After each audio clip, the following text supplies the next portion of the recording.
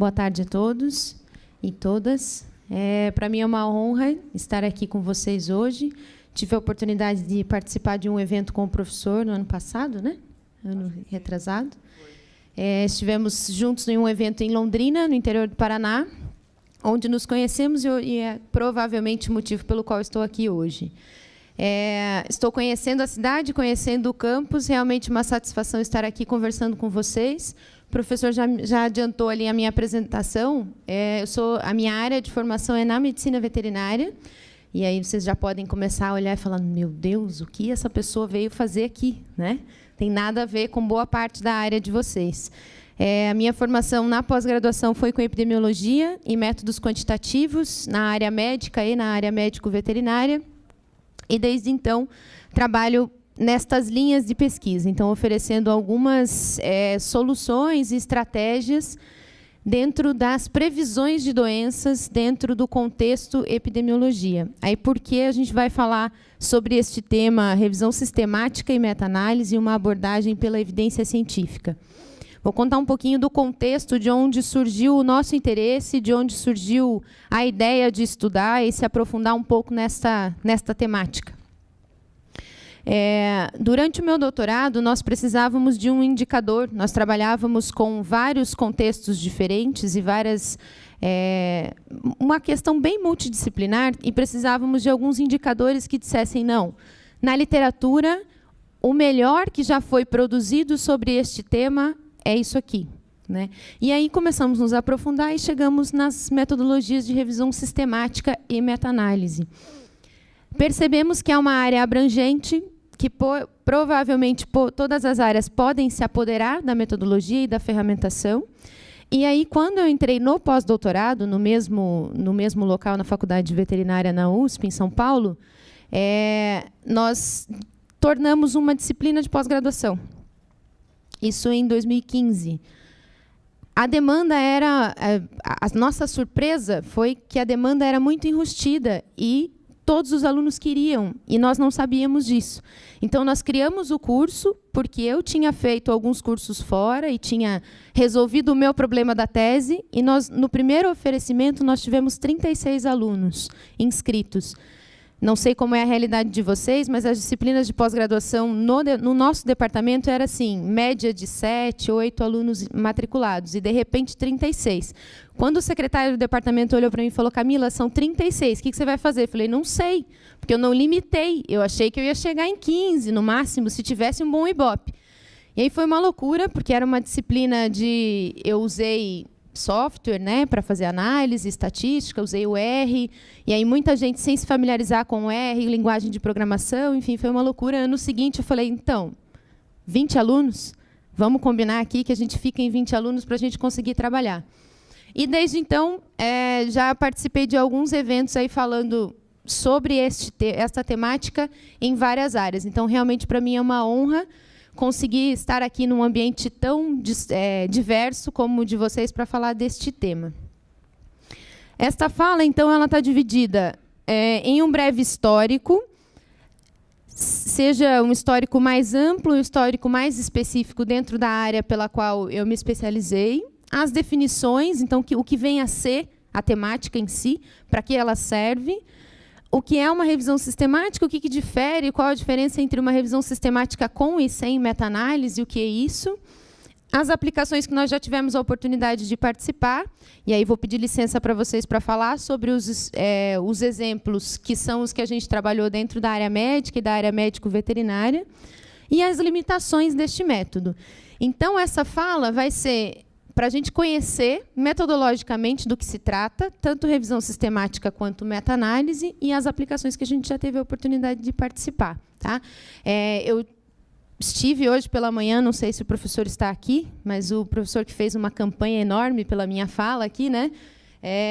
Eu imagino que vocês estejam, o que ele falou é verdadeiro, né? Eu imagino que vocês estejam com bastante curiosidade, tanto do ponto de vista metodológico, quanto do ponto de vista de aplicação. Então, quero que vocês fiquem bem à vontade para a gente conversar depois. Vamos aproveitar aí que o interpere da primeira palestrante para a gente ter uma oportunidade para conversar. Se vocês quiserem que eu explique um pouco mais, detalhe um pouco mais uma metodologia ou outra, acho que a gente vai ter essa liberdade no final, tá? Então, conceitualmente falando do que se trata a tal da revisão sistemática e do que se trata a tal da meta-análise. É um tipo de investigação. Então, de cara, eu já faço uma consideração de que é um tipo de investigação. Então, hoje a gente trata este tema, apesar de ser uma revisão de literatura, nós tratamos como um tipo de investigação científica, que ela tem que seguir, inclusive, todos os passos de qualquer investigação científica, que foi aí a temática do evento de vocês todo, né? É um tipo de investigação focada em uma questão bem definida, que visa identificar, selecionar, avaliar e sintetizar evidências relevantes disponíveis. Então, não falei nada ainda de uma área em específico onde isso é aplicado, e é essa a ideia. Então, é sintetizar tudo o que de melhor já foi produzido sobre um determinado tema, sobre uma determinada situação, sobre uma determinada problemática. Para fazer isso, eu preciso de método. Eu não posso chegar e fazer, então, todos nós aqui, no mínimo, no TCC lá da graduação, fizemos uma revisão de literatura. Aí a gente tem alguns caminhos possíveis para essa revisão de literatura. O primeiro deles é aqueles artigos que meu orientador me mandou ler, né? Eu vou lá, junto aquela meia dúzia de artigos que ele mandou eu ler, ou a referência, umas pessoas que eu sei que são de referência na minha área, e escrevo uma revisão de literatura. Ou então eu faço aquela boa e velha estratégia de jogar no Google Scholar, né, ou joga lá no Scopus, os primeiros 5 ou 10 resultados que aparecerem, tá bom, aqui já vou fazer. Ou pega um livro de referência, usa o livro, vai caminhando, vai tateando e chama aquilo de revisão de literatura. Para que serve fazer uma revisão, né? A revisão vai ser para a gente definir o estado da arte sobre o assunto. Então, ela precisa ter a evidência produzida sobre aquele assunto. Não posso fazer isso desta maneira tão subjetiva como a gente tende a acabar fazendo. Alguém pensou nisso e chamou isso de fazer revisão sistemática. Então, hoje, o que a gente tem um arcabouço enorme de literatura, inclusive, sobre métodos específicos de sintetizar a informação de forma clara, transparente e muito objetiva, que vai ser essa ideia mesmo, né? Então, o nosso acesso é muito diferente. Então, um pesquisador que trabalhou 30 anos atrás é muito diferente do pesquisador que trabalha hoje. O acesso à informação é muito maior, é muito mais fácil. Isso dá vantagens e desvantagens para a nossa geração como pesquisador. Porque a nossa responsabilidade, quando olhamos para uma pesquisa e falamos a minha pesquisa é inédita, a minha responsabilidade nesta afirmação é muito maior, porque eu tenho acesso à informação e eu posso realmente sintetizar a literatura para dizer, de fato, a minha pesquisa é inédita neste aspecto, neste outro aspecto já foi intensamente pesquisada na literatura, mas ainda tem esta e esta defasagem, portanto, o meu estudo focou aqui, né? Então, vai ser para isso que vai servir, para juntar ou para reunir o que melhor já foi produzido sobre um determinado tema. Veja, o que de melhor já foi produzido. Isso pode ser nada. Dependendo do objeto que você estiver trabalhando, dependendo da metodologia, se for muito específica, você pode concluir que não há estudos. Ok, mas que isso tenha vindo de uma revisão sistemática ou que tenha vindo minimamente de uma metodologia de síntese mais palpável, aí você tem um pouco mais de segurança para dizer. Então, vai passar por essa linha tênue da transparência e, ao mesmo tempo, de olhar, porque eu posso concluir uma revisão de literatura dizendo que o meu estudo não serve para nada, né? Aquele meu objeto de estudo inicial, meu projeto de pesquisa de mestrado, de doutorado, já foi intensamente estudado na literatura e eu não preciso fazer. Eu posso concluir uma revisão falando isso. E posso também concluir falando, olha, não tem nada mesmo, então eu vou seguir nesse meu caminho. É reunir evidências relevantes, não necessariamente boas, não necessariamente ruins, mas o que de melhor foi produzido. A meta-análise vai ser a combinação estatística de tudo isso. Então, eu posso ter um desfecho, ou eu posso ter um objeto de estudo que envolve uma questão quantitativa importante ou não. Eu posso ter um desfecho que me dá um feedback do que já foi produzido, uma estratégia de condução de pesquisa, mas que não necessariamente é quantitativa. Quando houver um desfecho quantitativo, ou seja, eu quero estudar o efeito de uma determinada droga, já vou começar falando dos meus exemplos, né? Então, eu vou ter 20, 30, 40 estudos clínicos que estudaram aquela droga nas diferentes apresentações, nas diferentes dosagens e, portanto, tenho uma evidência quantitativa. Melhora o paciente, piora o paciente, não faz nada, melhora a sobrevida, né? Hoje, paciente oncológico, por exemplo, esse é o grande desafio das drogas, né? É melhorar a sobrevida, melhorar a qualidade de vida do paciente. Então, quando eu tenho um desfecho quantitativo importante, aí vai entrar a meta-análise. A meta-análise vai servir para combinar achados quantitativos diferentes de estudos independentes.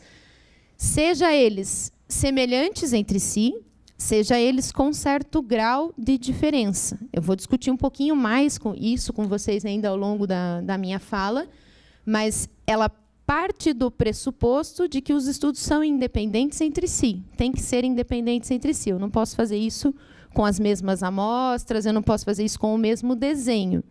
Entretanto, eles podem ter diferenças. Se essas diferenças forem mensuráveis entre eles e eu conseguir quantificar o impacto das diferenças entre eles, está tudo certo. Eu já estou me adiantando um pouquinho. Então, a grosso modo, vai ser isso. Eu posso fazer uma revisão sistemática metodológica, estou trabalhando com um método de diagnóstico diferente, novo, e quero entender as nuances que esse método já foi estudado, as nuances de onde ele já foi aplicado, só entender qualitativamente, revisão sistemática qualitativa. Agora, não, eu quero saber sensibilidade do método, quero saber especificidade do método. Aí eu vou fazer meta-análise junto com a revisão sistemática para combinar esses achados. Um pouquinho de história. As primeiras pessoas que falaram ou que registraram combinações de achados científicos ou combinações de estratégias de estudos científicos foram esses caras aqui, super famosos, né, Laplace e Gauss. Eles ainda não chamaram de meta-análise, mas eles já fizeram meta-análise e são precursores dos métodos estatísticos que a gente tem e usa até hoje. O interesse deles, basicamente, era envolver as incertezas dos eventos que eles estavam trabalhando, então não interessava para eles ter necessariamente uma medida quantitativa combinada entre os achados, mas onde é que eles variavam e por que variavam. Então, quando a variação foi muito grande, quando a incerteza foi muito elástica, o que foi que aconteceu? Quando a incerteza foi mais enxuta, o que foi que aconteceu? Então, esses foram o primeiro registro concreto de combinações de estudos diferentes. Aí depois vem o Pearson. Aí sempre gosto de fazer a brincadeirinha aqui para os amantes da estatística aí que leram Uma Senhora Toma Chá, né, que fala lá sobre a vida de todas essas pessoas. Eles foram pessoas concretas, a gente sempre se refere a eles só com seus sobrenomes, né? Mas esse é o pai, não é o filho. Então esse aqui é o do conflito lá com o Fischer e tudo mais. Ele também usou dados, mas aí ele já trouxe dados de estudos concretos, pegou o que ele tinha de literatura disponível e fez combinações concretas. Então, também, os primeiros registros do que a gente está chamando hoje de meta-análise já foi por esse cara que também tem outras contribuições em outras áreas, né? O primeiro que usou o termo meta-análise foi o Glass, é um psicólogo. Na área da psicologia, trabalha-se muito com escalas. Então, escala de, por exemplo, vínculo materno-infantil, exemplo, né? Existem escalas diferentes, a depender da linha. Se tivesse alguém da psicologia aqui, já poderia levantar a mão e começar a me questionar, né? Mas a depender da linha de tratamento, da linha clínica, enfim, existem as escalas. Então, o interesse de combinação e de formação de estratégias também existe nesta área e foram as primeiras pessoas a determinar o nome, então a chamar de meta-análise. Não deixei aqui, mas vou fazer a consideração. Em português a gente chama assim, viu? Vocês vão ver escrito de diversas formas diferentes, sem hífen, com tudo junto, com 2 As. Português é assim, inglês não tem. Inglês não tem diferença, é sempre com hífen. Em português existe a palavra sem hífen e com todos juntos, mas quer dizer outra coisa, conceitualmente outra coisa. Quando a gente está falando de combinação estatística de estudos, vai ser com hífen desse jeitinho que está escrito aqui. Ok. Aí na década de 70, então isso ali foi lá por 1900 e pouquinho, depois veio junto com ele na psicologia também na década de 70, mas o mais famoso vai ser esse senhorzinho simpático aí, Ark Cochrane. Então, ele é um médico epidemiologista que foi quem trouxe a meta-análise para dentro da área médica. Então, quando ele trouxe tanto o método quanto a nomenclatura, né, as definições, a coisa deslanchou. Ele criou, inclusive, uma instituição que hoje existe uma fundação no Brasil. Essa instituição hoje funciona como referência, então, se algum de vocês tiver interesse de desenvolver, começar uma revisão sistemática, a sugestão que eu dou é se familiarizar com os materiais que tem no site deles. Eles têm muita coisa online, muita coisa gratuita, vale bastante a pena.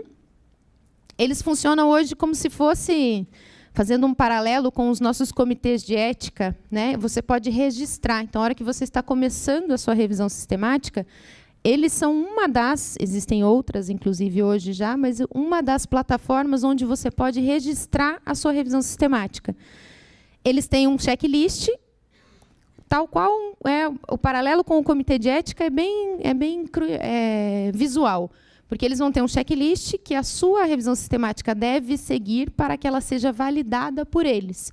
E uma vez que você tem uma revisão sistemática validada por eles, a próxima pessoa que for fazer uma revisão com o mesmo assunto tem que partir de onde você partiu. Então, é uma instituição hoje que tem uma abrangência internacional bastante considerável, principalmente na área médica, é claro, tem um peso enorme aí da indústria farmacêutica, na questão do efeito dos medicamentos, por exemplo, e muitas meta-análises mostrando que vários dos medicamentos que a gente usa hoje não têm o efeito que todo mundo acha que eles teriam. Então, essa organização hoje tem uma inserção internacional bastante importante nesse sentido, literalmente como comitê de ética, né? Para que mesmo as revisões sistemáticas não sejam direcionadas por essa força industrial. Dentro da busca, que eu estou falando para vocês, que esta ideia, ou este pensamento, esta metodologia, é pela busca da melhor evidência, né? A aplicação dentro da área médica vai ser pela tomada de decisão. Seja a tomada de decisão do ponto de vista clínico, então, para um prático, seja a tomada de decisão dentro do ambiente governamental e de política pública e toda essa questão. Então, a gente tem uma esfera relativamente grande de aplicações quando a gente fala que está olhando para a literatura e falando, olha, isso é o que de melhor foi produzido. Então, vá por este caminho e não vá por aquele outro. Quando a gente... lembra que eu comentei com vocês que a nossa primeiro jeito de fazer revisão é com aqueles 5 ou 6 artigos que o nosso orientador mandou, né, que é aquele que é o referencial do grupo de pesquisa onde eu estou. A tendência é que estes 5 ou 6 artigos sejam concordantes com o pensamento deste grupo, né? Que ele seja... adequado à forma como as coisas são vistas por este grupo, aos modus operantes deste grupo. Quando você olha para a literatura e a literatura contradiz tudo isso, é sempre uma quebra, né? É um desafio do ponto de vista científico quando você olha para a sua rotina e fala, então, todas as decisões que eu tomei até então tinham como pano de fundo uma verdade científica que não se faz mais tão verdade assim. Então, ela vai servir, o seu grande gap, né, o seu grande uso é na tomada de decisão. Seja na tomada de decisão no meu mini mundo, seja onde eu conseguir inserir, né? Inserção hoje. Essa revisão com os 5 artigos lá, os 5 primeiros resultados, a gente vai chamar de revisão tradicional ou revisão narrativa. Ela ainda é a maior força de publicações de revisão de literatura. Então, se a gente pegar as revistas e tudo mais, essa é uma proporção que ainda existe de todas as revisões publicadas. Revisões sistemáticas, não necessariamente com meta-análise, tem uma proporção menor, e com meta-análise, proporção menor ainda, né? Aqui eu costumo sempre fazer o paralelo de lembrar que não necessariamente uma revisão com meta-análise, sistemática com meta-análise, é melhor do que uma qualitativa.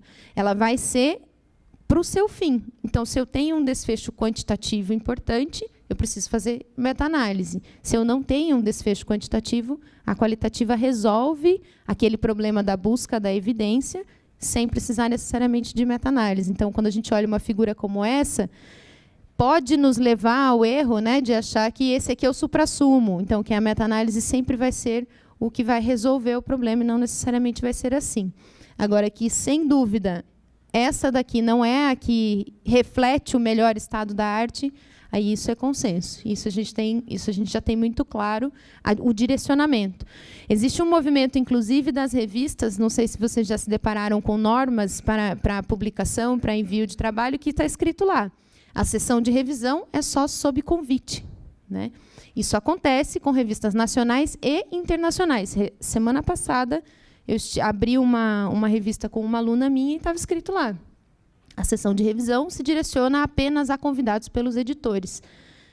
De novo, a gente está direcionando o achado, porque se vai ser uma revisão publicada só a convite do editor, provavelmente ele vai convidar pessoas que pensam parecido com ele, ou parecido com o grupo de pesquisa dele, ou a linha que ele gostaria que a revista dele tenha.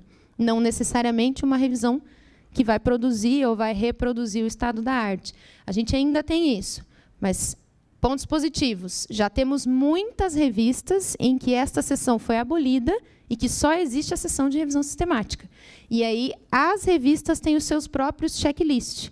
PLOS é assim, Nature é assim, Nature Medicine é assim. Então, se você abrir lá a seção de revisão de literatura, não cabe mais essa revisão aqui.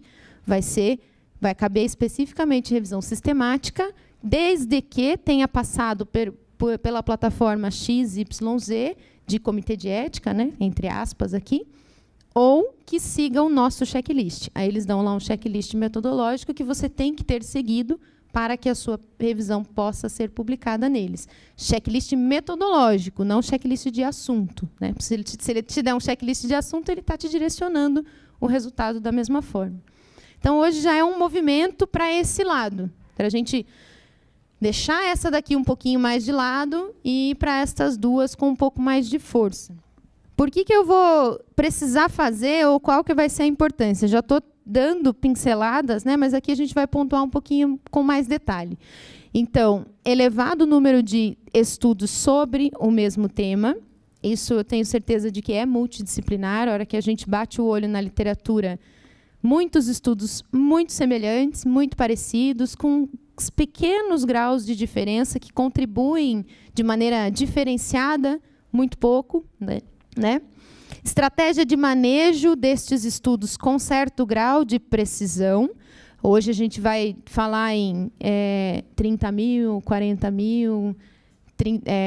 Essa minha aluna, na semana passada, a revisão dela, nós começamos com 15 mil registros, na primeira triagem que ela fez. É desse tipo de montante de trabalhos que nós estamos falando. Então, a gente precisa de uma estratégia que nos ferramente ou que nos ajude a manejar isso com algum grau de precisão. É humanamente impossível dizer para vocês que eu fiz uma revisão sistemática de 35 mil trabalhos sozinha, né? Eu preciso de um processo que me garanta que o melhor eu vou deixar, um processo de triagem, que eu vou deixar o melhor, mas, ao mesmo tempo, eu vou conseguir executar, que a pesquisa vai ficar executável ou vai ficar logisticamente viável, né?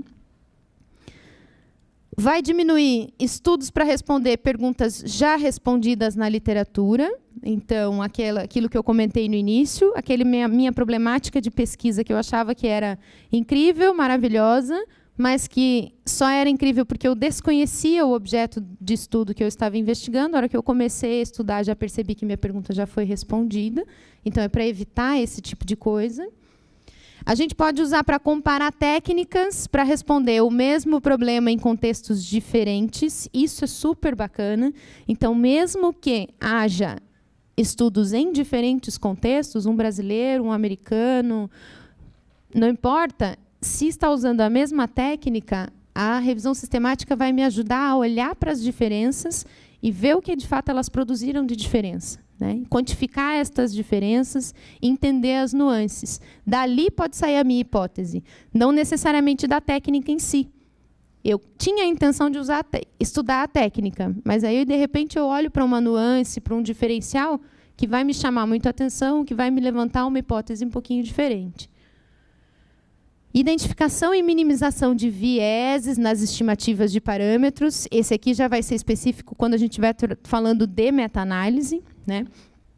Então, todo estudo tem uma probabilidade ou uma chance de erro.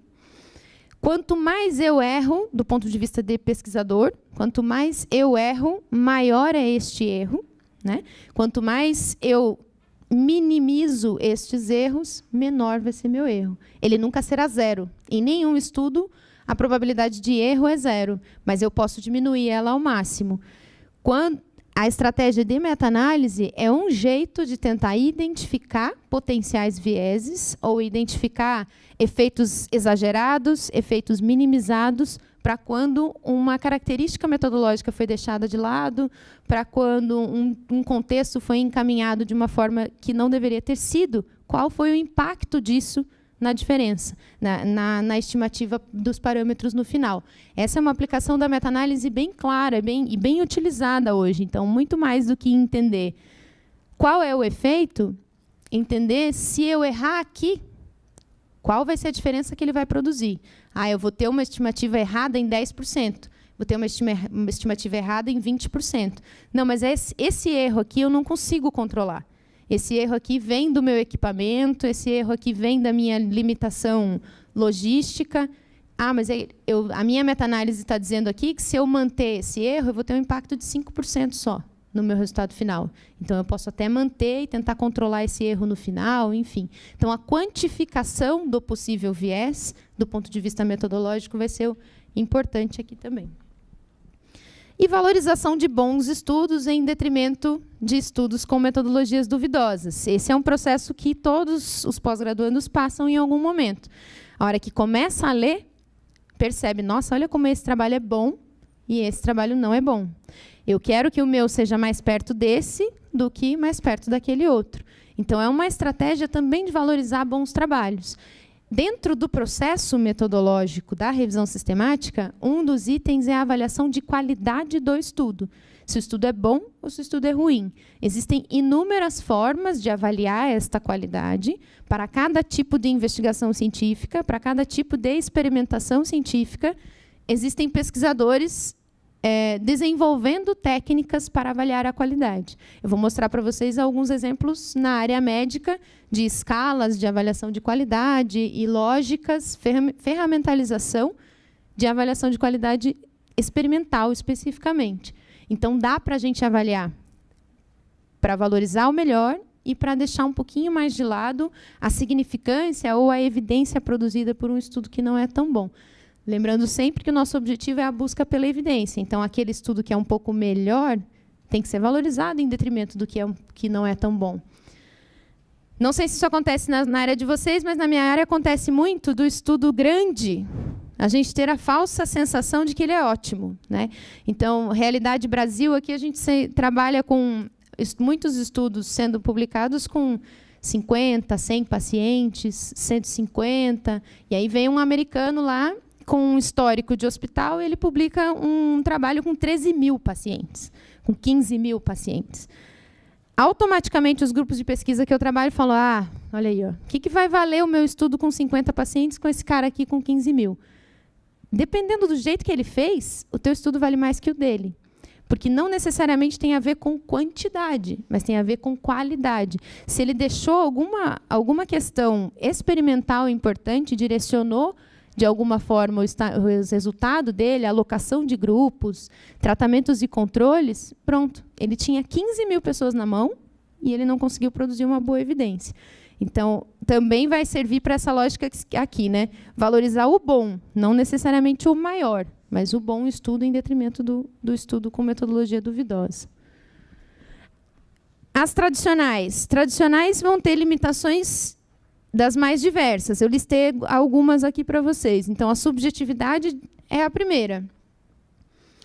Como assim subjetividade? Se eu estou trabalhando com uma revisão que não veio de um crivo de busca pela evidência, provavelmente eu vou fazer inferências que eu vou tentar encontrar associações ali. Não, esse resultado desse artigo é semelhante com esse outro. Não, esse aqui é diferente do outro. E aí eu produzo ali uma frase que fala assim, 5 estudos foram semelhantes entre si, 3 foram diferentes entre si. Portanto, os 5 estudos lá é que eram bons. Fim. Né? Então, o grau de subjetividade do manejo da evidência vai ficar muito claro e dá uma, a discussão fica toda muito rasa. A gente não consegue se aprofundar muito. Sem fonte de dados, normalmente, sem avaliação de qualidade metodológica. Raramente essas revisões narrativas vão dizer assim, eu peguei os meus estudos, esses aqui são os 5 primeiros do Scopus, somados com os 5 primeiros do PubMed. Raramente alguém vai dizer isso. Ou esses aqui são os que o meu orientador me mandou por e-mail. Essa é uma diferença brutal com a revisão sistemática. A transparência com o leitor vai ser fundamental. De onde veio? Como é que você chegou nisso que você está chamando de melhor evidência aqui? Eu fui em tal base, com tal palavra-chave, com tal descritor, procurei os sinônimos com tal e tal e tal estratégia e cheguei nestes trabalhos, com este critério de inclusão, este critério de exclusão. Então, a ausência de fonte de dados e a ausência de avaliação de qualidade metodológica vai ser uma característica dessas revisões também. Gerações de evidências errôneas ou com viés do pesquisador, viés do editor da revista, já comentei. Estudos são citados pelo resultado ou pela opinião do especialista, não necessariamente pelo método que envolveu. Do ponto de vista de pesquisador, às vezes o desenho do estudo, as limitações do estudo, o que o autor fez para contornar possíveis dificuldades, às vezes contribui mais do que o resultado em si. E uma característica forte das revisões tradicionais ou narrativas vai ser essa, ela apresenta resultado, raramente apresenta método, ou raramente apresenta diferenças e limitações. A escolha dos estudos sempre por resultados semelhantes ou resultados que não vão de encontro com o pensamento do grupo de pesquisa que eu estou. Então, nossa, eu estou entrando agora no grupo de pesquisa, fazendo mestrado, e eu vou dizer que tudo que eles fazem está errado, porque eu fiz uma revisão sistemática que vai de encontro com o que todo mundo pensa. Melhor não, né? Melhor eu escrever aqui o que está todo mundo... Vou seguir a mesma linha de todo mundo. Então, é o que a gente chama de falácia da busca pela evidência. Mesmo que você esteja dentro de um contexto que favoreça para um lado, se a literatura está dizendo outro, é nossa função também abrir a discussão e abrir os elementos para tudo que está vindo. Qual vai ser a contribuição de uma revisão sistemática qualitativa? Então, o que ela pode trazer de diferencial ou o que ela pode trazer sem pensar em análise estatística, né? Sem pensar em necessariamente uma combinação matemática? Vai apresentar as evidências de como o objeto já foi estudado. Ela vai me ajudar a construir uma problemática factível e necessária para a minha pesquisa. Se eu fizer isso começando a minha investigação, ela pode me ajudar a construir uma problemática. O professor que fez referência a essa minha fala falou isso hoje pela manhã, né? Então, que ela pode servir para ajudar a construir problemas de pesquisa e problemáticas de pesquisa quando ela traz o que de melhor já foi produzido. Vai servir para construir protocolos de experimento. Normalmente, precisamos nos orientar pelo que já foi feito, né? Então, eu uso um referencial, eu uso uma estimativa de probabilidade, eu uso uma estimativa de erro, porque tal e tal pessoa já usou em contextos semelhantes ao meu. Esta citação pode ser melhor embasada. Então, eu posso definir todo o meu protocolo a partir de todos os protocolos dos melhores estudos já produzidos. Posso praticamente redesenhar o meu protocolo a partir do que já foi, melhorando um pouquinho aqui e ali para definir ou para diferenciar o que eu estou interessado em investigar. Então, para construir protocolos experimentais vai ser um uso, né? Vai discutir a experimentação de maneira mais clara e objetiva. Então, não sei se algum de vocês já leu uma revisão sistemática, mas ela é muito objetiva. Eu tenho ali todo o resultado condensado, apesar dos estudos serem muito diferentes. Se eu precisasse pegar aqueles 15 ou 20 estudos que eles produziram uma tabela enorme no artigo, geralmente a revisão sistemática tem tabelas enormes, mas ela é a condensação daqueles trabalhos. Então, vai te mostrar onde foi produzido, quais foram os objetos de estudo, os desenhos, quais foram os principais resultados. Dependendo de se tiver meta-análise, vai aparecer as combinações quantitativas. Então, visualmente, fica muito mais fácil da gente olhar para o resultado, porque ela sempre vai ser muito clara e muito objetiva. Essa é uma característica de qualquer delas, tanto da qualitativa quanto da quantitativa. As revisões sistemáticas com meta-análise vão ser aquelas para nos ajudar do ponto de vista quantitativo. Então, elas vão servir para aumentar o poder e a precisão dos efeitos já estudados, ou seja, a partir do momento que eu olho para aqueles 10 estudos que já foram feitos com efeitos quantitativos e pela minha avaliação de qualidade, este é o melhor, eu consigo valorizar mais o achado dele, eu aumento a precisão dele, aumento o efeito dele comparado com os outros. E o contrário também. Se eu tenho um estudo que tinha uma metodologia duvidosa e ele tinha um achado completamente diferente de todos os outros, ele vai ter a sua importância, mas ele não vai ser definidor da evidência completa, porque ele tem uma capacidade, uma precisão pior, porque ele tem uma maior probabilidade de viés e por aí vai. Então, eu posso aumentar o poder e a precisão de cada estudo que já foi usado, que já foi realizado, e eu posso quantificar as incertezas. Já perceberam que eu gosto das incertezas, né? Então, do ponto de vista de ciência, para a gente evoluir, é dentro da incerteza. O que já está certo, para que eu gere uma nova hipótese para quebrar aquela certeza, eu preciso ter alguma incerteza.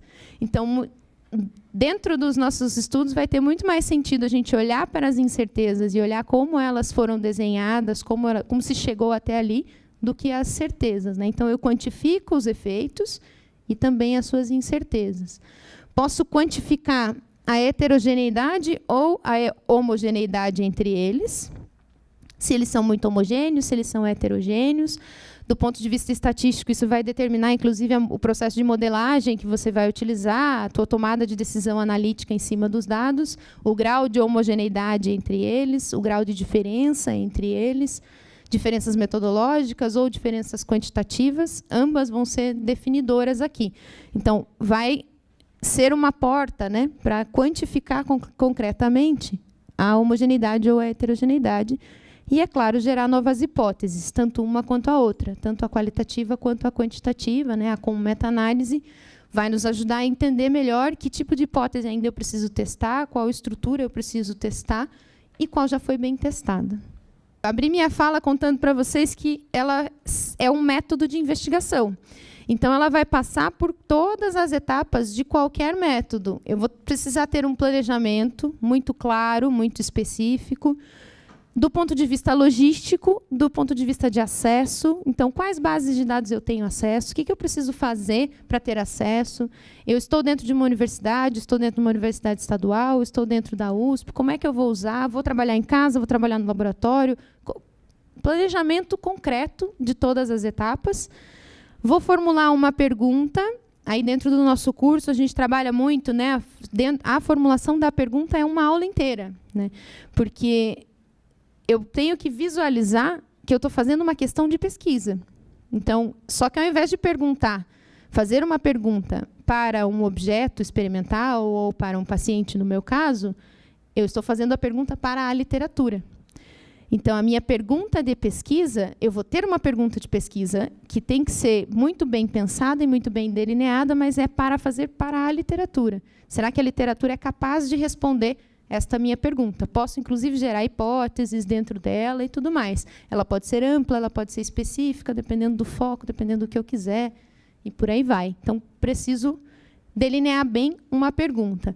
Vou delinear critérios de inclusão e exclusão, ou seja, quais estudos vão ser capazes de responder à minha pergunta.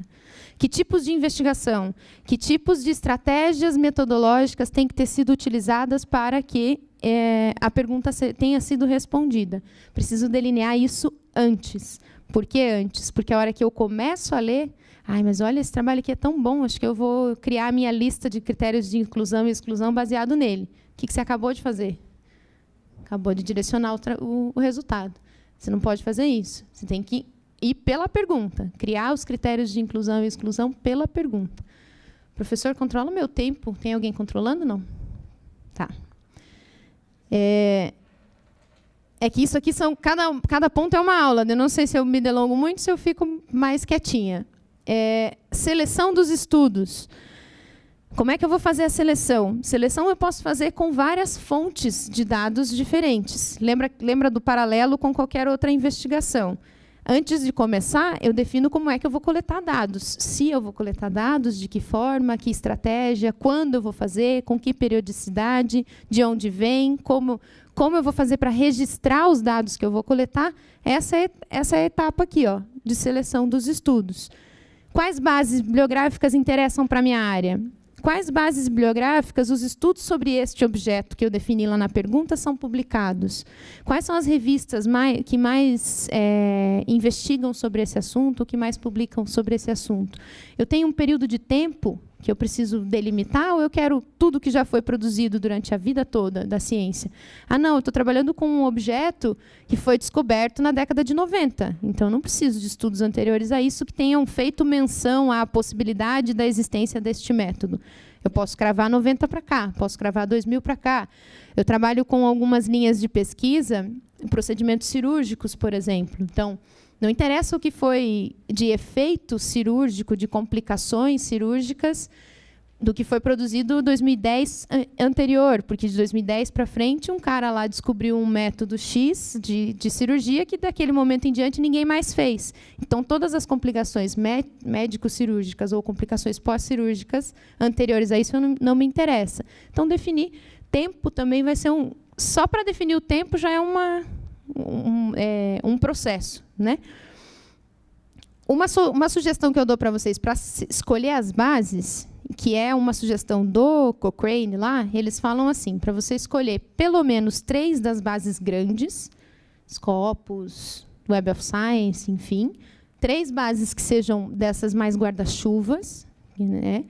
E pelo menos 1 ou 2 bases específicas. Então, que tenham a ver com o teu objeto de estudo, onde as revistas são mais publicadas ou que tenham a ver mais com a sua área. Para que você tenha, aí vou usar um conceito, mas eu acho que é claro, mais capacidade de sensibilidade. Então, para que tudo que foi produzido, a tua estratégia de coleta tenha capacidade de captação.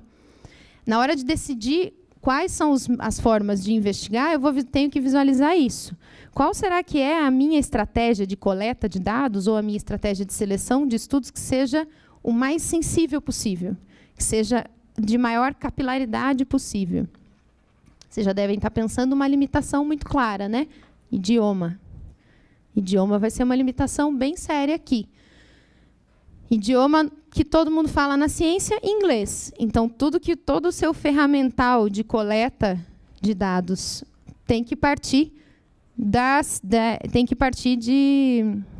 me perdi. Tem que partir do inglês. Mas aí a gente tem aquela velha mania, né, brasileiro, não sei qual a realidade de vocês, mas eu adoro publicar em português. Adoro olhar aquela revista, aceita em português, que bom. Quando a gente está fazendo revisão sistemática e se depara com um artigo em alemão, a gente xinga até a 3ª geração do pesquisador alemão, porque ele só escreveu o resumo em inglês. Então, eu só consigo ler o resumo. O inverso é verdadeiro também. A hora que ele se depara com o teu em português, ele xinga a tua 3ª geração também. Então, é um desafio aqui na seleção. Vou acelerar um pouquinho. A avaliação de qualidade metodológica vai ter uma gama de oportunidades. Preciso definir antes. Como é que eu vou fazer a avaliação da qualidade? O que me interessa dentro daquela pergunta? O que é definidor? Então, olha, eu quero estudar a prevalência de uma determinada doença no Brasil. Então, eu preciso que esses dados sejam de tal e tal e tal característica. Então, eu vou fazer uma avaliação de qualidade que envolva esta investigação, que envolva esta possibilidade de conseguir o resultado ou não. Então, eu defino isso antes. Vou estabelecer uma estratégia de extração dos dados. Na hora que você começa a ler, lembra que eu falei que a gente começa em 30 mil, né? Que 35 mil. Precisa de uma estratégia. E essa estratégia precisa ser definida antes de começar também. O que vai ser a triagem? Como é que eu vou ler os títulos? Como é que eu vou ler os resumos? Como é que eu vou ler toda a forma de apresentação dos dados e como é que eu vou extrair? Planeja tudo antes. E aí a análise pode ser qualitativa ou quantitativa. Isso aqui é uma característica comum de qualquer revisão sistemática. Ela vai ser, sempre tem que ter pelo menos um fluxograma. Esse é um exemplo de fluxograma. Eu sei que vocês não estão enxergando tudo que está aqui dentro, nem é a minha intenção, tá? Por que esse tipo de fluxograma vai ser uma característica comum? Porque dá aquela sensação de transparência. O leitor, quem escreveu a revisão sistemática vai dizer assim, o meu objeto de estudo era este, eu usei tais bases com tais descritores. Aí, na base Medline, eu tive, esse cara aqui teve 6 mil registros.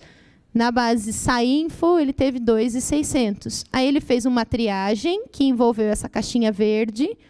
Step 1, o que ele fez na leitura destes 9 mil registros que ele pegou no começo para fazer um processo de triagem? Step 2, o que ele fez quando ele leu os resumos dos trabalhos para tirar o que não interessava? E aí, então, esse tipo de diagrama aqui dá a transparência para o leitor. No final, então, esse cara aqui começou com 9.600, mais ou menos, registros, e ele leu e fez a revisão dele com 102. A hora que eu olho para o resultado dos 102, eu falo, nossa, mas de onde é que ele tirou isso? O fluxograma nos ajuda. Esse aqui é um modelo de fluxograma, esse é bem completo, fala bastante coisa. Esse aqui é um pouco mais sucinto. Para onde eu tenho que apontar? Aí. Esse aqui é um pouco mais sucinto, mais comum, inclusive. Os quantitativos que vieram de cada base bibliográfica, como é que eles foram sendo o seu processo de triagem, e ele avaliou 21 estudos no final. Aí ele faz uma diferenciação aqui do que era tratamento, o que era prevenção, que tem a ver com os objetos de estudos nossos lá, né? Mas esses aqui foram os 21 que ele analisou de fato. Aí, olha, como é que por que ele tirou esses 18, por que ele tirou estes 9? Transparência. A evidência que ele produziu com estes 21 está bem clara aqui de onde é que veio, como é que ele chegou naquela informação. Outra característica comum vai ser a avaliação de qualidade. Esse aqui é um exemplo de uma das escalas, ela chama escala GRADE, de avaliação de qualidade para ensaios clínicos. Tá? Então, eu trouxe um exemplo aí aplicado lá à área médica. Então, para detectar viés, vou citar só o primeiro aqui, para detectar viés de seleção, se os pacientes foram randomizados, né, que é um jeito brasileirado de dizer o processo aleatório. Então, se não houve a alocação errada de pacientes dentro do estudo. Ah, mas o autor não vai dizer isso. Como é que quem está lendo vai conseguir detectar esse tipo de viés? Por incrível que pareça, dá. É bem fácil de detectar. Nós selecionamos os pacientes, começando no começo do dia. Quem chegou primeiro na clínica foi tratado, quem chegou por segundo foi controle. Pronto. Viés, alocação errada, tem que ser aleatório. Toda vez que você estabelece alguma lógica, você está tirando o processo aleatório. O primeiro a chegar na clínica provavelmente é o mais grave, provavelmente é um idoso que está aposentado, resolveu chegar primeiro. Então, você introduziu um viés e já tirou todo o processo aleatório. Dá para pegar. Só um exemplo. Aí, se o estudo fez a alocação correta, ele ganha uma marcação verdinha. Se não está claro, não consegui saber. Li, não consegui saber se tem risco de viés. Eu vou fazer uma marcação vermelhinha. Se tem um alto risco de viés, vai ganhar a marcação vermelhinha. Não sei se eu deixei, não deixei. Cada estudo vai ganhar uma pontuação e a escala vai gerar um score. Então, tem lá, eu falei só da alocação, da aleatorização de coleta, mas tem um checklist inteiro para ensaios clínicos. Aí é aquilo que eu comentei com vocês. Tem gente no mundo pensando estratégias de avaliação de qualidade para cada tipo de investigação experimental. Existem para boa parte dos métodos que a gente trabalha, tem como fazer esse tipo de avaliação de qualidade. Esse aqui é um outro jeito de olhar para a avaliação de qualidade. Esse autor colocou, então, aqui são os critérios de avaliação de qualidade dele. Então, a adequação correta de definição de caso, representatividade. Cada linha é um estudo diferente e o estudo pontuou ou não pontuou se ele tinha ou não tinha cada um dos pontos. Aí ele vai gerar um score no final e eu consigo ver se o estudo é bom, se o estudo é ruim. Posso usar essas escalas das diferentes formas dentro da minha meta-análise ou dentro da minha revisão. Vai depender do que eu estou interessado. Se tem uma questão metodológica muito determinante, eu vou eliminar esse trabalho. Agora, se tem uma questão metodológica que eu posso acertar, que eu posso entender como limitação, aí eu posso discutir. Então, o uso das escalas ou das avaliações de qualidade vai variar. Mas uma característica comum é que haja alguma avaliação de qualidade. Você tem que escolher algum método para avaliar a qualidade do que você está produzindo. As revisões sistemáticas qualitativas, então. Trouxe um exemplo aqui de um pedacinho de tabela de uma revisão sistemática qualitativa. Ele traz... aí começam os meus exemplos estranhos, né? Então, eram parasitas, modelagem de transmissão de parasitas em bovinos. E ele queria entender como é que foram as nuances de alguns determinados parasitas. Então, ele queria... Está aqui um pedaço da tabela, né? Eu escolhi este parasita, qual a espécie específica e como é que o estudo relatou a presença e a ausência deste parasita. Essa é uma tabela que acho que tem em torno de uns 50 artigos, mais ou menos, com variações e com diferenças. A partir desse tipo de tabela ou desse tipo de síntese, eu consigo montar, por exemplo, uma metodologia, uma investigação, se o meu objeto de estudo foi muito estudado. Então, esse é um exemplo bem claro, bem comum de revisão sistemática qualitativa.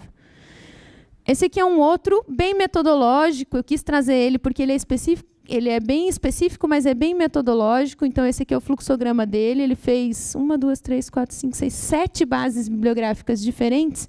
E ele terminou o processo de seleção dele com 6 estudos só. O interesse dele era avaliar métodos, está aqui o nome do trabalho, né? Métodos de estimativa de população canina e felina no mundo. Parênteses, prometo que é de 1 minuto. A gente não tem um método de estimativa populacional oficial, tipo IBGE, né? A gente não sabe qual é a nossa população. Isso tem impacto tanto do ponto de vista de PET, etc., quanto impacto em saúde pública, questões de zoonoses e tudo mais. Então, esse é um desafio hoje ainda. Cada grupo de pesquisa faz as estimativas do seu jeito, tem erros e diferenças entre todos. Então, esse trabalho aqui foi super importante para nos ajudar do ponto de vista metodológico. O resultado dele é só essa tabelinha aqui, ó. Ele só trouxe os possíveis tipos de viés que cada estudo poderia trazer, ou cada método de estimativa poderia trazer, e as consequências dele. Mais nada. E nos ajuda bastante. A meta-análise, como eu estou falando, é o cálculo de um ou mais valores, ou a combinação de um ou mais métodos, quando o meu desfecho for quantitativo. Ela vai servir, aí eu posso chamar ela de outro jeito, né? Combinação estatística dos efeitos observados em 2 ou mais estudos individuais. Essa é uma pergunta que já me fizeram. Com quantos estudos eu posso fazer meta-análise? Existe um mínimo? Não existe um mínimo. Quanto menor o teu número de estudos, provavelmente maior vai ser a sua incerteza sobre aquele efeito ou aquele desfecho. Muito difícil você vai conseguir um desfecho razoável, com pouca incerteza, se tiver poucos estudos. Mas dá para fazer. Do ponto de vista matemático, não tem limitação. Ela vai me dizer a direção do efeito que eu estou trabalhando, o tamanho, a consistência dele e a força da evidência produzida sobre este efeito. Como assim? Lembra que a minha ideia é sempre incertezas? Muito mais do que as certezas? Então, se eu tenho... Vou dar os exemplos dos efeitos dos medicamentos de novo.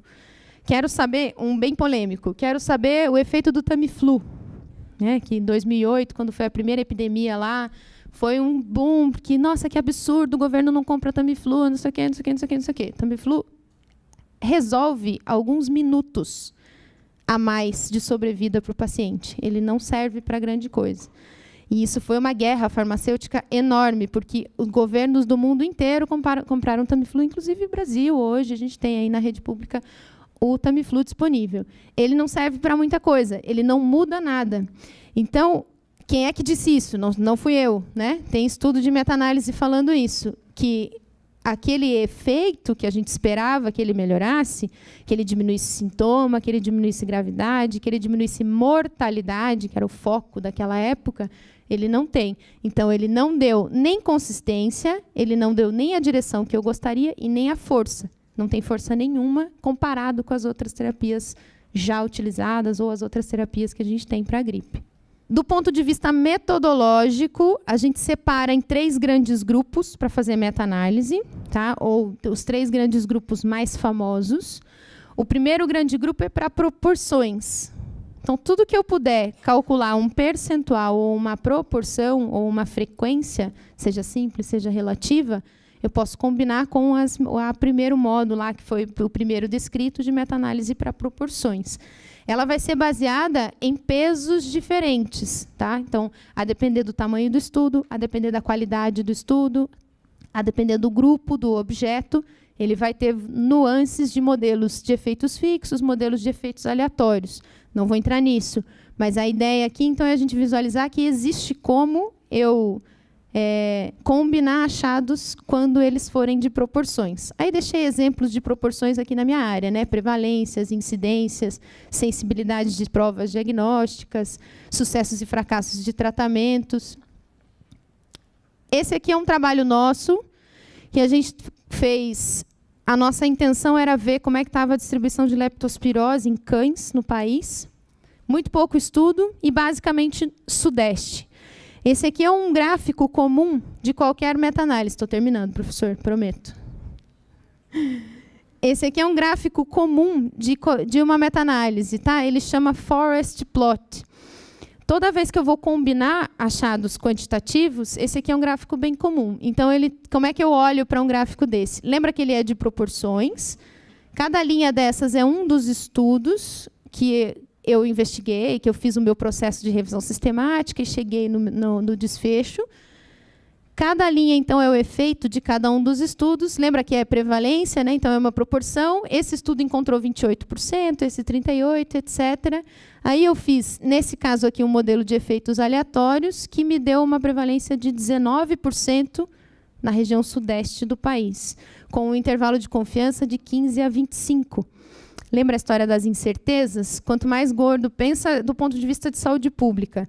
Se eu chegasse no intervalo de confiança de 5% a 75%, não me diz nada, né? Não tem impacto nenhum. Agora, eu cheguei entre 15% e 25%, aí sim. Aí eu consigo fazer discussões um pouquinho diferentes, consigo avançar do ponto de vista metodológico. Esse era um outro de proporções. Um outro método muito utilizado é para quando a gente tem desfechos binários, que vão ser especificamente lá os efeitos dos medicamentos e quando ele melhora, quando ele piora, efeitos binários para efeitos combinados. Esse aqui é o trabalho que eu comentei com vocês, que eu estou trabalhando com a minha aluna lá no interior, no Paraná. A nossa ideia era usar um método diagnóstico que existe para bebês com sepse neonatal e tentar prever o óbito do bebê a partir do método. O método serve só para diagnosticar. E a gente queria que o método dissesse um pouco mais, que ele previsse óbito, né, que tivesse uma capacidade preditiva. E aí a gente foi achando, conseguiu encontrar a PCR como o melhor método e um risco relativo bem considerável para prever óbito das crianças. Então, um avanço bem grande, aí, principalmente a partir do momento que você tem um diagnóstico de um bebê com sepse, a chance dele morrer em 24 horas é altíssima. Então, se a gente tiver um contexto que nos adiante este óbito, a capacidade de reação é bem interessante. E o último, a meta-análise para desfechos quantitativos. Então, proporções, desfechos binários e quantitativos. O desfecho quantitativo pode ser muito genérico, né? Estou sendo completamente genérica. Pode ser uma mensuração, pode ser uma contagem, pode ser inúmeros tipos. A ideia da meta-análise para desfechos quantitativos é que vai ser a combinação das médias das diferenças entre grupos. Então, eu não vou combinar a proporção ou o desfecho, eu vou combinar as diferenças entre os grupos. Aí não importa a grandeza desta medida quantitativa. Se ela tiver uma diferença entre grupos muito elástica, eu tenho maior variabilidade. Se ela tiver uma diferença entre grupos menores, eu vou ter menor variabilidade. E a combinação entre elas vai também sofrer os efeitos dessas variabilidades. Essa é a ideia. Esse aqui é um exemplo na área de sanidade avícola, especificamente. Eles trabalham muito com experimentação de produto para melhora de desempenho, né, na indústria. Então, eles têm muito interesse em saber se o produto melhora ou piora ao longo do tempo. E aí, essa foi uma meta-análise desse tipo. Ok, eu vou finalizar falando sobre as limitações. Então, a gente já falou limitações de idioma, já ficou muito claro, né? Tudo que tiver publicado em um idioma que não for do meu grupo, do meu acesso, eu vou ter mais dificuldade para fazer essa combinação. E aí a lógica da evidência científica vai ficar um pouco mais perdida. Tem uma questão de produtividade de pesquisadores importante. A baixa qualidade não detectada. Eu posso não conseguir visualizar a baixa qualidade, o estudo não ser tão bom assim, se eu estiver só lendo. Tem uma questão com as indexações nas bases bibliográficas. Se eu estiver trabalhando só com bases internacionais ou com bases indexadas, eu também vou ter a limitação das revistas que não são indexadas, das publicações que não estão ali. E, para fechar, eu quero falar para vocês o seguinte. Então, eu dei os exemplos dentro da área médica, mas eu busquei fazer a abordagem um pouco mais ampla. Então, da gente olhar para esta metodologia ou essa sistematização de síntese de evidência de uma maneira mais clara. É possível fazer. Dá trabalho, demora. Essas saídas gráficas que vocês viram aí são no R, então tem que ter uma familiaridade com algum tipo de linguagem de programação, etc., etc. Mas é possível. Então, a gente está avançando na ciência de uma maneira um pouco mais abrangente quando a gente fala dessa forma. Tá? Então, eu deixo aí o meu contato, desculpa a demora, e obrigada pelo convite. 3 perguntas é o que eu posso dar neste momento. Professora, boa tarde. Eu considero de altíssima relevância a sua contribuição, né? E fico feliz que a gente tenha registrado isso, inclusive filmado, né? E eu, na verdade, tenho 2 perguntas. A terceira seria um depoimento, que eu acho que não vai dar tempo, mas sobre uma tecnologia que nasceu na Escola de Engenharia, que hoje está no mundo inteiro para tratamento de fratura óssea. Isso já tem mais de 40 anos de pesquisa, e agora surgiram as meta-análises sobre essa tecnologia, certo? Então, é muito interessante isso, né? Mas isso é um depoimento que não sei se vai dar tempo. Eu até trouxe o equipamento aqui para mostrar que isso está em vários países do mundo, mas chamando a atenção que é uma tecnologia brasileira, que nasceu na escola, né? Agora, as perguntas, com certeza, dá tempo. A primeira é o seguinte, no evento do ano passado, a segunda escola, a UFSCar apresentou um software sobre revisão sistemática para auxiliar todo esse processo, né? Então, isso eu queria chamar a atenção disso, que a UFSCar tem essa contribuição, mas acredito que deve existir outros softwares específicos para isso, né? E a pergunta é o seguinte, é viável se implementar a revisão sistemática em programas de mestrado e doutorado, considerando que isso leva muito tempo? Embora daria uma contribuição excepcional para os projetos? Tá, vou falar primeiro dos softwares. Eu não citei nenhum, né? Só fiquei citando o R para a questão da meta-análise. Existem várias ferramentas que ajudam o aluno na revisão sistemática. O próprio Mendeley, que vocês tiveram aqui, ajuda na triagem, ajuda na remoção de duplicatas, a condensar as informações. E existem softwares pagos e softwares livres, né, dos diferentes níveis. A Cochrane, inclusive, tem um software deles que serve para as 2 coisas, tanto para revisão sistemática quanto para meta-análise, e por aí vai. Hoje tem muitos. Tem um bem criativo que chama meta-análise. Então, tem bastante coisa. Te dizer qual é o melhor, qual é o pior, eu tive um professor que dizia o seguinte, o melhor software é aquele que você sabe usar, né? Então, aquele que você se debruçar e que te resolva o seu problema, é o melhor. Eu não uso nenhum para revisão sistemática. Eu uso só o R para fazer as combinações das modelagens de meta-análise. A segunda pergunta, né, da viabilidade dos programas, Eu trabalho com isso, eu vou dizer para você que sim, né? Hoje, o que eu faço? Então, a gente tem uma inserção no programa de pós-graduação de Ciências da Saúde, na universidade que eu trabalho, e a gente transformou numa disciplina de pós-graduação, e é uma das disciplinas iniciais do aluno. O nosso grande problema é que os nossos modus operantes exigem que o aluno já entre com um projeto, ou um pré-projeto, ou uma ideia de projeto. Quando, na verdade, se a gente conseguisse fazer uma revisão que desse ferramenta para esse aluno melhorar esse projeto, talvez é aí que é o problema da viabilidade, né? Mestrado, eu acho desafiador para o aluno, mas um aluno de doutorado, eu acho completamente viável, que produza pelo menos uma revisão sistemática para embasar a discussão do seu trabalho. Que se ele não conseguir produzir antes, mas que ele produza durante, né? Acho viável. Professora, muito boa tarde. Eu tenho 2 perguntas. Seguinte, na revisão sistemática, se existe, quanto ao viés e a porcentagem de erro, uma tolerância, é a primeira pergunta. E a segunda, na revisão sistemática, na parte de estatística, média, moda, mediana, se é interessante também eu aplicar a variância. Acho que quando você se referiu aos erros, você quis dizer a meta-análise, né? Então, se existe uma tolerância aos erros dentro da meta-análise. Não tem. Eu não vou te dizer um milagroso P menor que 0,05, que é aquele que todo mundo gosta, né? Para que você tome a decisão de que é bom ou não é. Tá? O que se faz é mensurar. Então, quando o erro foi deste tipo, o viés, né, foi deste tipo, o erro produzido na estimativa foi 20% a mais, foi 20% a menos, teve efeito exagerado, teve efeito diminuído. Isso eu consigo quantificar. Mas dizer o que é bom ou o que é ruim, não tem.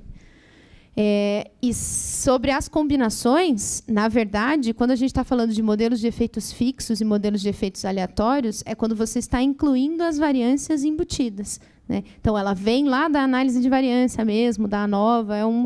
Ninguém inventou a roda para fazer meta-análise, né? É tudo apropriação de métodos que já existiam. Então, quando a gente fala que fez um modelo de efeitos aleatórios, é porque você está levando em consideração diferentes níveis de variâncias ou de variabilidades que possam ter sido embutidas ali. Isso pode ser levado em consideração ou pode ser um efeito produzido pela tua própria estimativa, entendeu? Obrigada pela palestra, acho que o tema é muito importante. Eu fiquei com uma dúvida, talvez, lá do início, em relação ao termo estado da arte, né? Para mim, ainda é muito confuso, cada autor parece que define de uma forma diferente, e você colocou como sinônimo de revisão sistemática.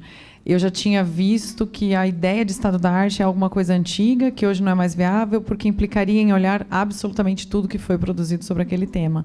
Se você concorda com essa definição e se você teria uma referência para me indicar que ajudasse a diferenciar melhor, ou se eu posso realmente tratar como sinônimos e se tem alguma referência mais consensual em relação a isso. E sem querer abusar, mas já abusando... aproveitando a pergunta do mestrado e doutorado, né, a revisão sistemática seria a pesquisa no mestrado, por exemplo?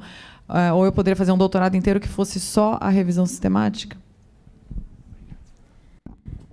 Polêmicas, né? As 2 perguntas. Vamos lá. A primeira sobre o estado da arte.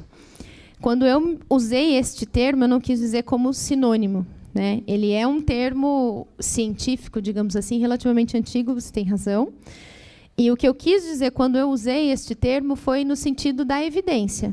Então, se a revisão sistemática é uma estratégia para buscar a melhor evidência, neste sentido, eu poderia usá-la como definidora ou como estratégia para se chegar ao estado da arte sobre um determinado assunto.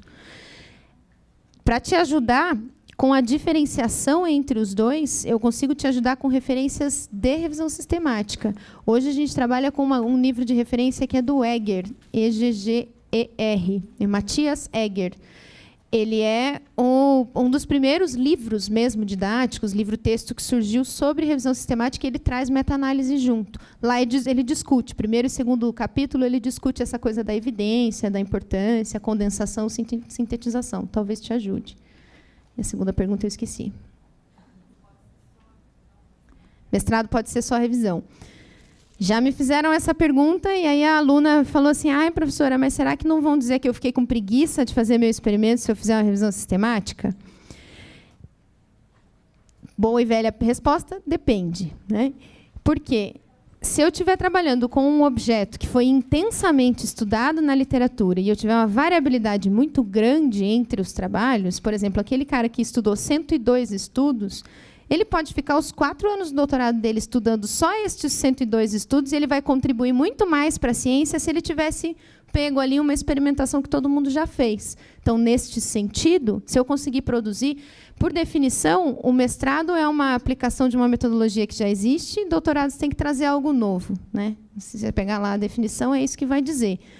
A meta-análise te dá algo novo, porque é uma combinação estatística, uma análise que nunca ninguém fez. Neste sentido, até acho que é plausível, mas eu acho que a nossa ciência ainda não está preparada para um aluno defender uma tese só com uma revisão sistemática com meta-análise. Vamos agradecer à professora Camila por esta magnífica palestra. Muito obrigado.